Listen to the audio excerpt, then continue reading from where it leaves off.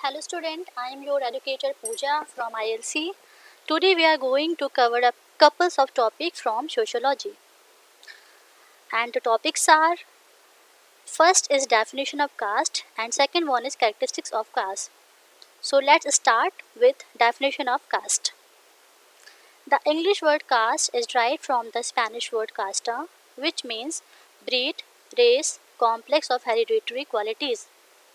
जो इंग्लिश का वर्ड है कास्ट ये निकला है ड्राइव्ड हुआ है स्पेनिश वर्ड कास्टा से जिसका मतलब होता है नस्ल प्रजाति वंशानुगत गुणों की जटिलता.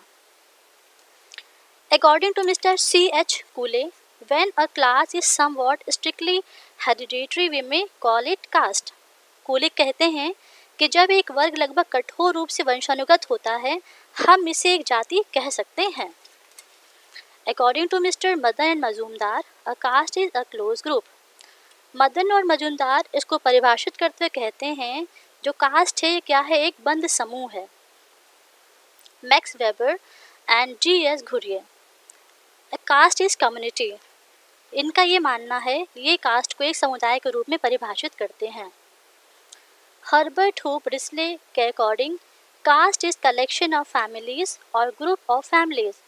इसको परिभाषित करते हुए कहते हैं जो कास्ट है क्या है एक परिवार का समूह है या परिवार का एक संकलन है. According to mister A.W. Green, caste is a system of stratification in which mobility up and down the status ladder at least ideally may not occur. Green ji caste को डिफाइन करते हुए कहते हैं कि जो जाति है यह स्तरीकरण की एक पद्धति है जिसमें गतिशीलता स्तर सीढ़ी का ऊपर नीचे कम से कम आदर्श रूप से नहीं घटित होता है. Now characteristics of caste. First is caste is innate and by birth.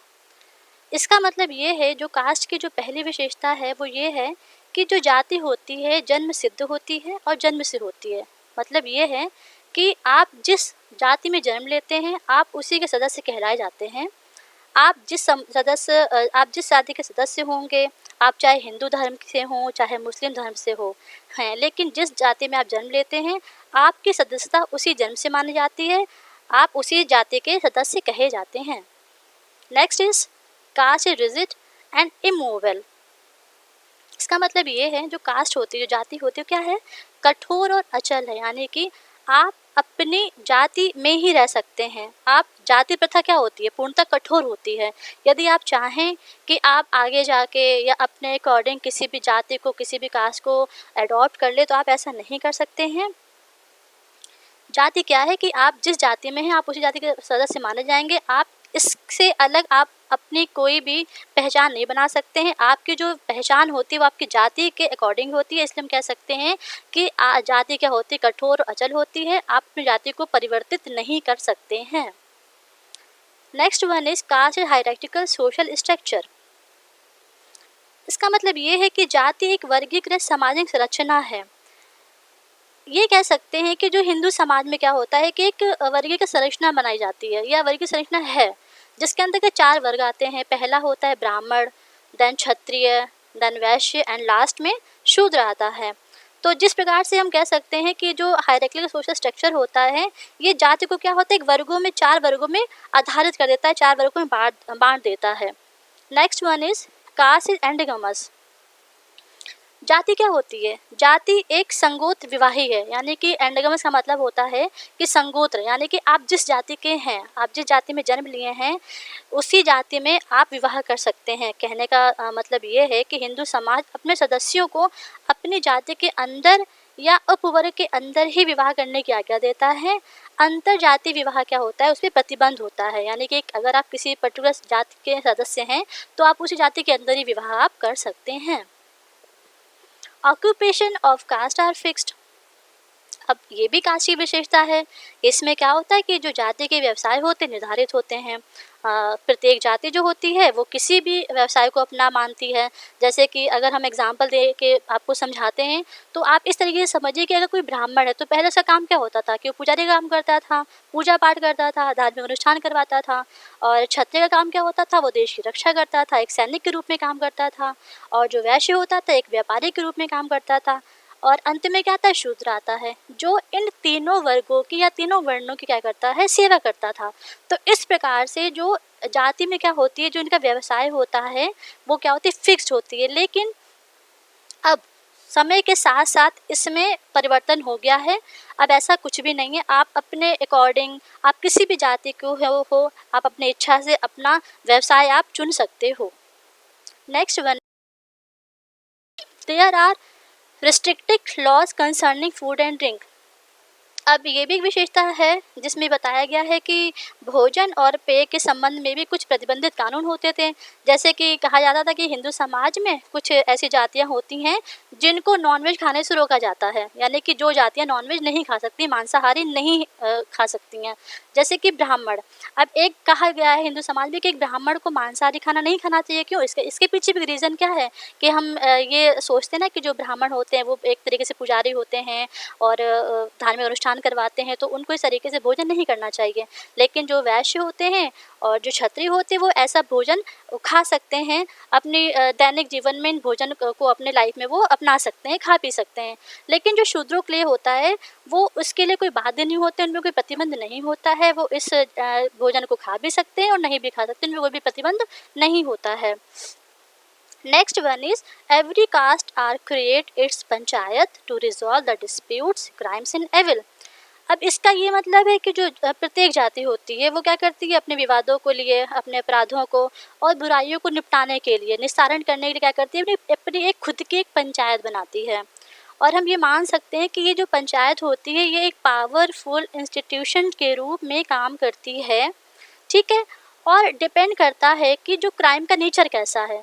Crime के नेचर के अकॉर्डिंग क्या होता है कि वो किसी भी क्रिमिनल पर वो कोई पेनाल्टी भी लगा सकती है, जुर्माना लगा सकती है, या क्या कर सकती है, वो उन सदस्यों को अपने सदस्यता से बहिष्कृत कर सकती है या बाहर कर सकती है। लेकिन जैसे हमारा न्यायालय काम करता है कि वो जांचों के आधार पे काम करता है, आधिकारिक जांच करता है, ठीक वैसे ही ये पंचायत भी ठीक वैसे ही न्यायालय की तरह ही काम करती है और आधिकारिक जांचों के आधार पर ही वो कोई भी जजमेंट सुनाती है या कोई भी डिसीजन लेती है। Next one is, each cast is dependent on other caste at the village level.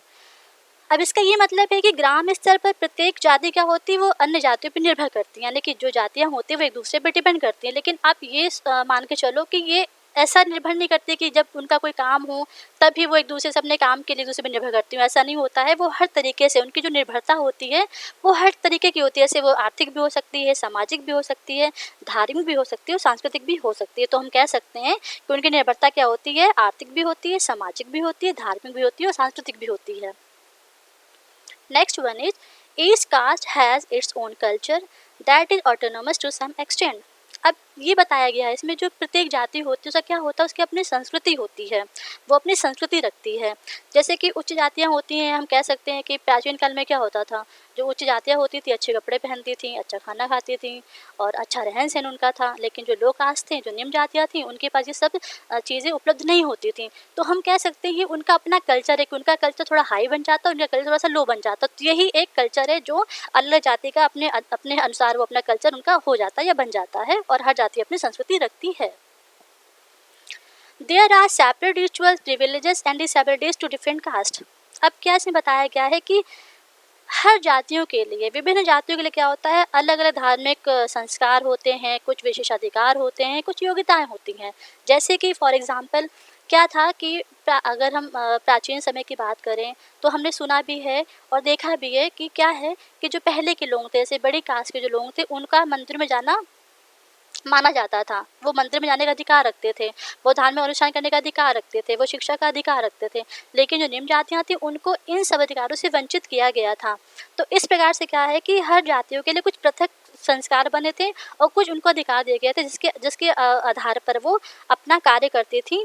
और इस तरीके से वो उनकी जातियों में कुछ अलग अलग रिचुअल्स बने थे, कुछ धार्मिक संस्कार बने थे और उसके आधार पर वो अपने तरीके से काम करती थी, अपने तरीके से शिक्षा ग्रहण करती थी, अपने तरीके से मंदिरों में जाती थी। और जो शूद्र होते थे वो इन सब चीज़ों से अलग थे, उनको ये सब चीज़ें करने के लिए प्रतिबंध लगा था उनके ऊपर, वो ये सब चीज़ें नहीं कर सकते थे। क्यों? क्योंकि उनको अछूत समझा जाता था। तो इसी के साथ ही टॉपिक समाप्त होता है। Thank you.